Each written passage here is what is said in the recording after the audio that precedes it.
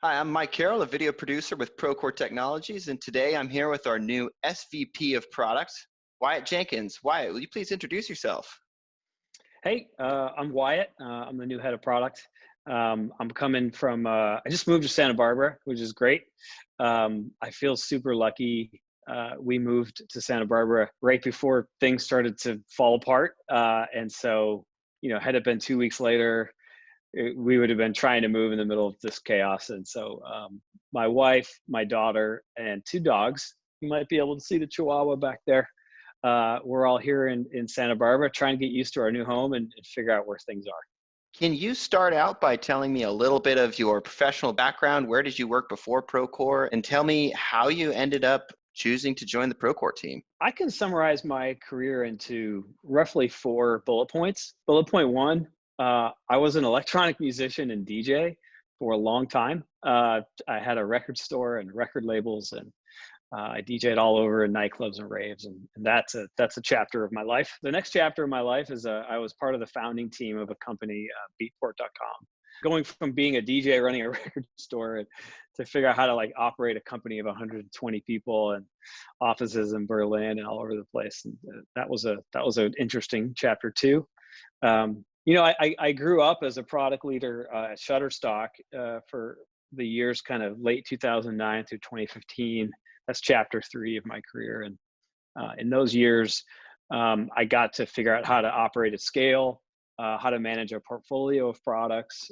We had the IPO in there in 2012, which is a lot of fun. So I learned how to set expectations and beat them to public markets, and how to manage a portfolio of products that excites both investors as well as our customers. And then I guess the last chapter would be kind of my time in the Bay Area, where I got some varied experiences at companies like Patreon and Optimizely. So that's been my career up to now. What was your stage name as a DJ? My stage name was Wyatt Earp, like the cowboy Wyatt Earp, because my name's Wyatt. It was given to me. I didn't actually choose it, but once it was given to me, I didn't fight it. I just let it happen. What would you spin today that if you were really looking to get a party going? The first thing I would do if I wanted to get a party going would be figure out the invite list, and figure out like how are we going to craft a party that full of people that have a similar understanding of music and blah blah blah, and what's the location like. And I start with all those details before I even got to the music, I think. Will you be DJing any product department functions? I do show up at company functions from time to time. To DJ. Again, I don't really know what's popular. I play house and techno of a very specific kind. And so, when I play company functions, there's like 10% of the people who are like, this is awesome. And then 90 who are like, I don't know what this is and I'm not sure. So, I have to be pretty careful about interjecting myself into, into company parties, because it could go either way. Did you ever foresee yourself working in construction? And what's your take on that now? No, definitely not. And the reason why is because, I grew up watching my father run a construction company. And I spent a lot of summers, on the job site. And I built up a really healthy respect for construction. And I was never good at it. I was excelling at other things around technology and media and other stuff. So I sort of ran from construction almost, at a very young age, because it was something that was like a family business. And now, of course, I'm kind of running back to it, which is really exciting. What are you looking forward to most upon joining the Procore team? Yeah, I would say there's 3 things. Being on site with Procore customers. I feel like my life has come full circle in a little bit, right? Like I get to go back to the job site. I get to connect with customers. That gets me really pumped. When I saw that in the job description, I was like, oh, I want to do that. I want to be on site with customers. 2 would be, really helping build a world-class product organization. There's so much there to work with. There's a great team. And I personally enjoy coaching, mentoring, setting up systems and processes for growing amazing product leaders. And I think the third thing that I'm most looking forward to, we're shaping the future of an industry that's in the middle of a massive shift to becoming more connected, more technology enabled. I can't help but think in 5 or 10 years, what it means to be in construction is going to be fundamentally different. And all of us at Procore get to play a major role in that. Like we're empowering that change. So like you don't get that many chances in your life to do that. It's pretty special. You know, I'll steal a quote from a great product leader, Gibson Biddle out of Netflix, a person I've grown to know pretty well over the last decade or so. Gib always says, our job in product is to delight customers in margin enhancing ways.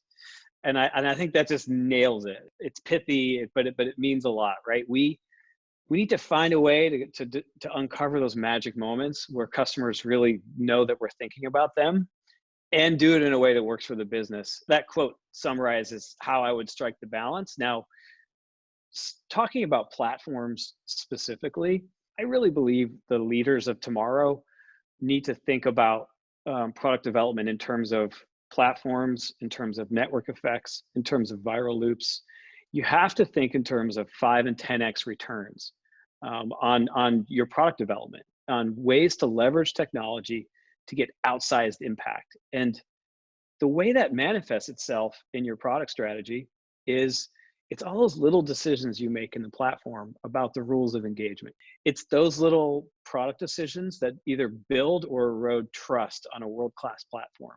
And if you want to be a great platform, you've got to understand deeply the way your customers feel and the way they're either eroding trust or building trust with a multi-sided platform. Are there any things that we didn't get to talk about, things that you were hoping to get to cover in this getting to know you interview? You know, a couple of things I hope I'm able to bring to the table at Procore. Firstly, my background is in media. It's images, it's music, it's video. That's where I spent a lot of my time, especially in the early aughts.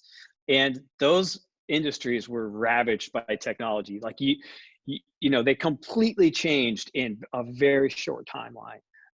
You know, at Beatport in 2005, we were developing some of the first music recommendation algorithms. We didn't know what we were doing. We were just trying to make a thing that helps somebody buy other music. And, you know, today music recommendation algorithms power roughly how all of us consume music.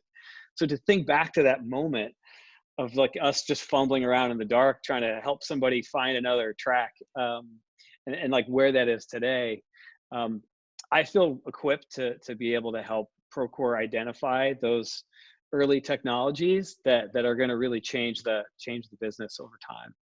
At Shutterstock, you know, I started to learn how to do portfolio management, managing a portfolio of products, bets that are short, medium, and long term.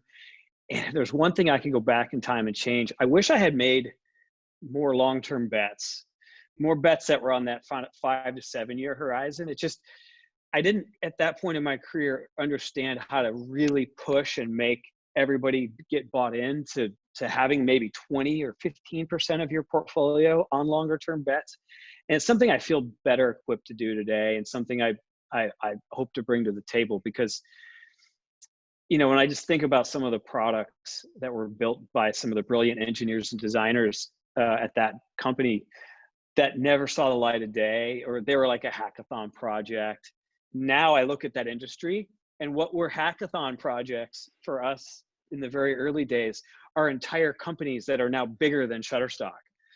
You know what I mean? And it's like, we're sitting on all these ideas together, all of us at Procore. They're in someone's head, or they've built a little prototype, and I want to help create a forum to make sure that those ideas are seeing the light of day, and that we're placing short, medium, and long-term bets. Wow. Well, those are some very cool stories and awesome insights.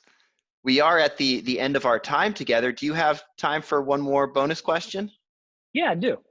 Okay, cool. Let's shoot. This one's a little bit more out there. In another article, you wrote, like getting a driver's license, it would be interesting to teach people who want a long-term relationship the difference between the chemically aided early phase of a relationship and long-term relationship chemicals like oxytocin. So my question for you is, do you think these chemical phases translate over to starting a new job? How do you strategize around that as you gear up to lead Procore's product department?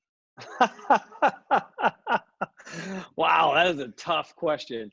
No, I don't think they transfer to a job. I do think there's a honeymoon period in a job where it's all good and everybody's just like, oh, cool, like new ideas. And that honeymoon period, when you start to make tough decisions that really affect the company, that sheen wears off. So I do think coming to a new company has different stages, and in the early stages, you get a pass that you don't get if you've been here a couple of years. So there is that impact. But I think my wife and I, before we got married, we took a class on how to be married. We took a science-based course on all the chemicals that are happening in your brain through different phases of the relationship, which honestly, to her credit, she pushed for.